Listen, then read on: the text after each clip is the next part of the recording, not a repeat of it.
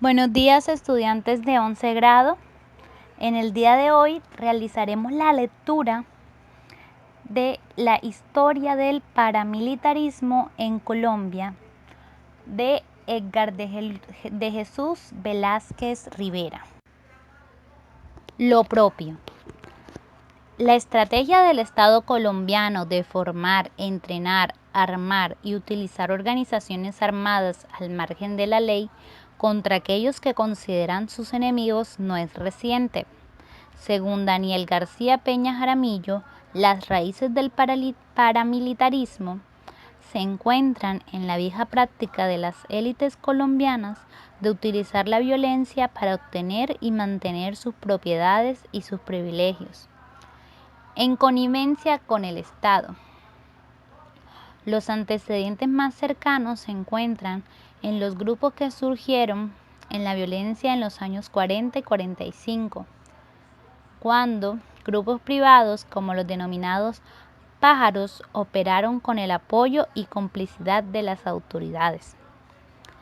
Tal fue el caso de la organización paramilitar La Chulavita, destinada a eliminar a los liberales.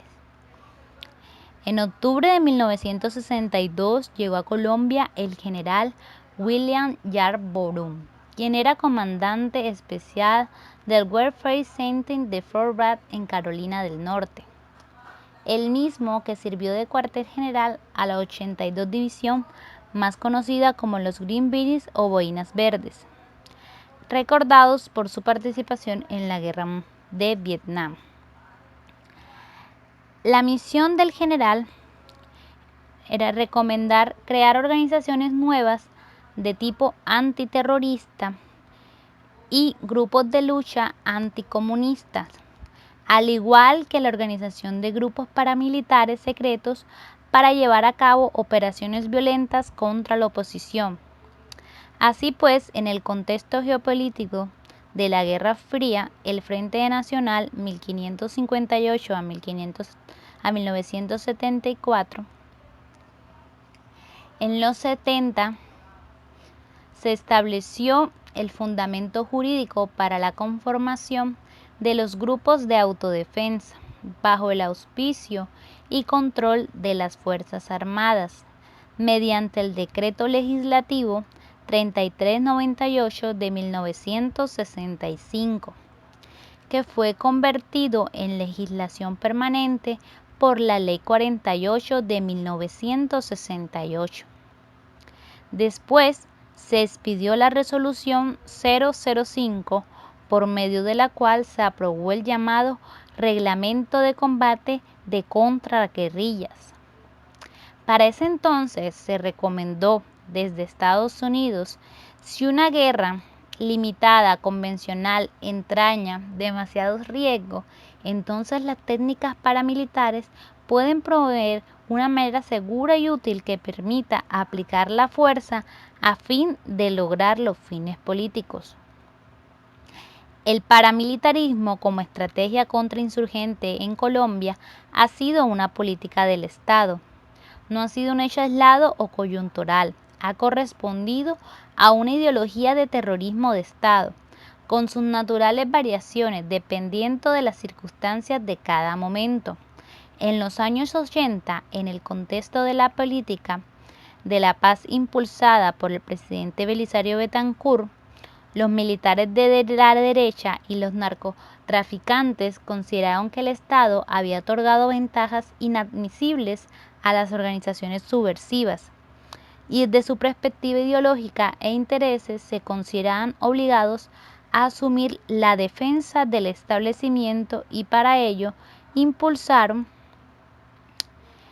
crearon y financiaron grupos paramilitares como estrategia contrainsurgente, entre ellos Muerte a Secuestradores, más el Escuadrón de la Muerte, Muerte a Abigueos, Maos, Castigo a firmantes o intermediarios estafadores, CAFES, el Embrión Alfa, entre otros. En este ambiente también fueron incrementadas las organizaciones paramilitares como el complemento a la lucha antisubversiva, hasta convertirse en la principal estrategia del Estado colombiano. En este sentido, cuando esas organizaciones entre 1996 y 1997 se aglutinaron en torno a las Autodefensas Unidas de Colombia, comandadas por Carlos Castaño Gil. Un balance general del desarrollo del paramilitarismo de los años comprendidos entre 1979 y 1994, afirma Carlos Medina Gallejo, refleja la persecución sistemática, el hostigamiento, la detención arbitraria, la práctica de la tortura y la realización de consejos verbales de guerra que caracterizaron la administración del presidente Julio César Turbay Ayala. De ahí se pasó a la utilización de la amenaza, el asesinato selectivo y las masacres. Durante la administración Betancur Cuartas, luego se llegó a las prácticas de la violencia expresada en detención, desaparición y masacres colectivas que caracterizaron las administraciones de Virgilio Vargas y César Gavirio Trujillo.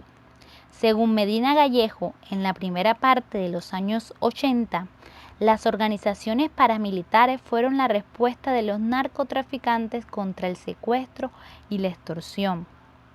Luego evolucionaron hacia un proyecto político, militar y social, con la colaboración y complacencia de las Fuerzas Armadas. Mauricio Romero, otro estudioso del tema, llegó a esta misma conclusión según Vargas Velázquez. Desde el punto de vista de Medina Gallego, para los mentores de las organizaciones paramilitares como contrainsurgencia, en Colombia se desarrollaba una guerra no convencional entre la democracia y el comunismo. El blanco en esta guerra no fueron necesariamente los grupos insurgentes, sino la población civil, concebida como la base social y política del enemigo. Desde esa perspectiva, la guerra se libró en todos ámbitos: político, social, económico, psicológico, militar. Los militares colombianos cambiaron de ese modo la estrategia contrainsurgente, delegaron en los paramilitares el trabajo sucio de eliminar trabajadores, campesinos, maestros, políticos y líderes sindicales de izquierda por ser supuestamente guerrilleros de civil, que habían infiltrado las organizaciones sindicales, políticas, la iglesia, los gremios y las mismas instituciones estatales. En esta guerra no convencional se registraron los genocidios, las masacres, las detenciones, desapariciones, las eliminaciones selectivas individuales y colectivas y la limpieza. En las administraciones posteriores de Betancur Cuartas hubo un crecimiento exponencial del paramilitarismo. Durante la gestión de Vargas fueron identificadas cerca de 200 organizaciones paramilitares.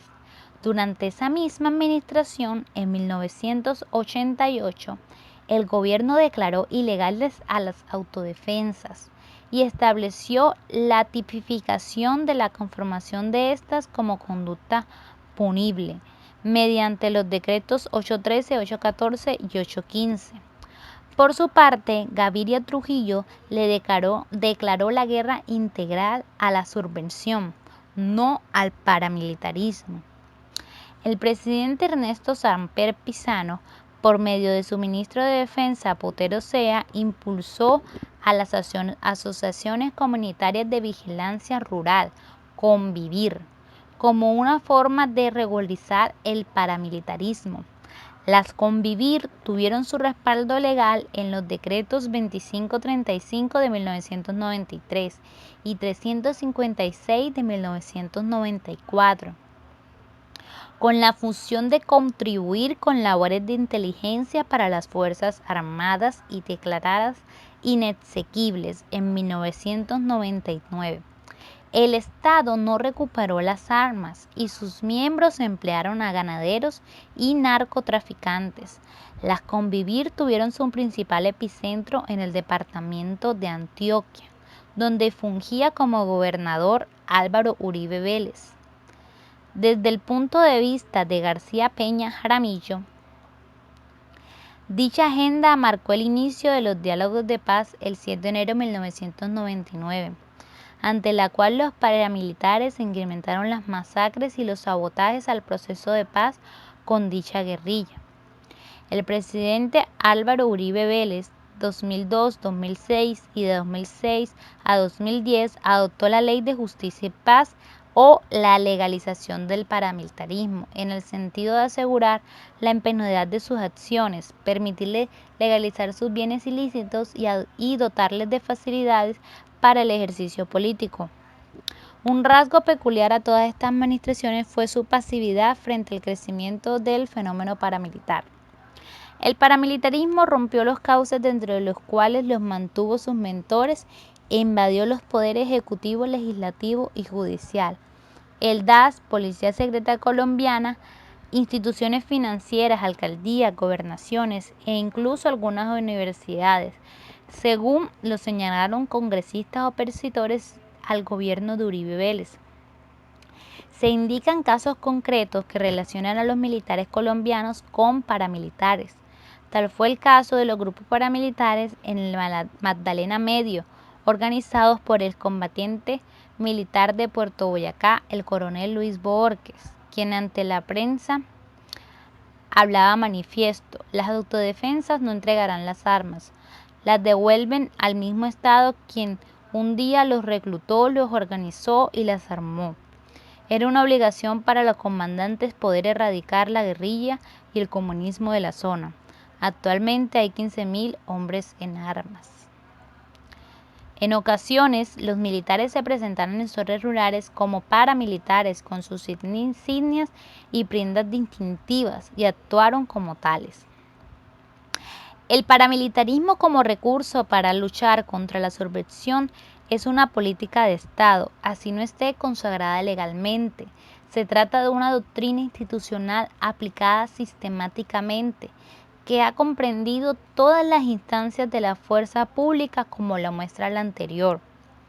En su testimonio ante la justicia, el oficial del ejército y luego comandante paramilitar, Luis Antonio Meneses, declaró que desde hasta 1989 los contactos se hacían directamente entre el Estado, el mayor del ejército y la dirección de las autodefensas. Después se comenzaron a utilizar intermediarios. De lo anterior se deduce que las relaciones entre las Fuerzas Armadas colombianas y las organizaciones paramilitares son orgánicas. Naturalmente, ello no aparece en el organigrama de las primeras, ni en sus líneas de mando, ni figuran como organismos institucionalizados, pero en ello no es óbice para que de manera paralela, secreta o encubierta, las relaciones funcionen con arreglo a fines.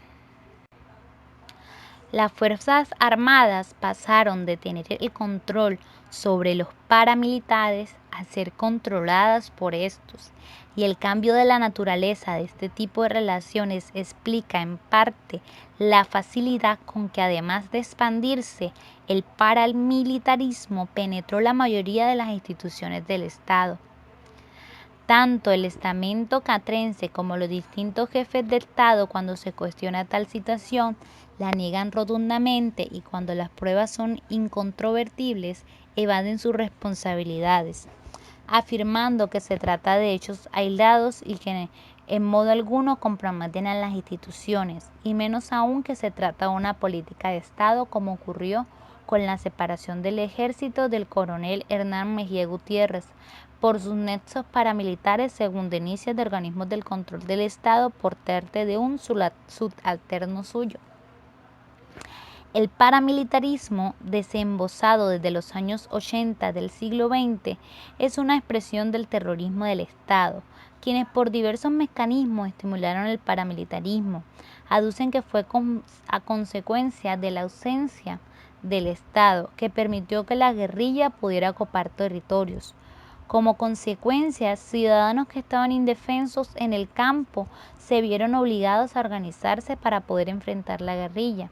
El líder paramilitar Rodrigo Tobar Pupo, alias Jorge 40, en su declaración en la Fiscalía de julio del 2006 afirmó: Nosotros como organización política y militar reemplazamos al Estado en sus funciones, tanto en la ejecutiva como en la legislativa y judicial, pues nuestra lucha política nos llevó a eso, ya que nos tocó restablecer las funciones del Estado debía cumplir y nunca hizo.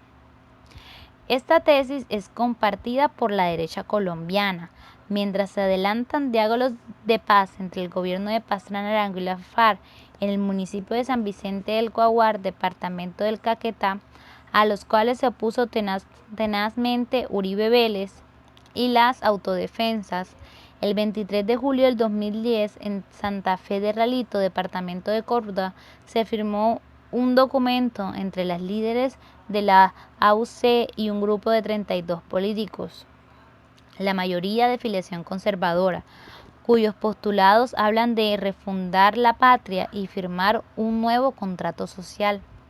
Las alianzas entre la clase política colombiana y las organizaciones criminales han sido una práctica recurrente. Entre las más evidentes se pueden destacar la primera entre el cartel del Medellín, liderado por Pablo Escobar Gaviria, y los políticos liberales y conservadores, y la segunda entre el cartel de Cali, liderado por los hermanos Rodríguez Orejuela y políticos de las mismas colectividades.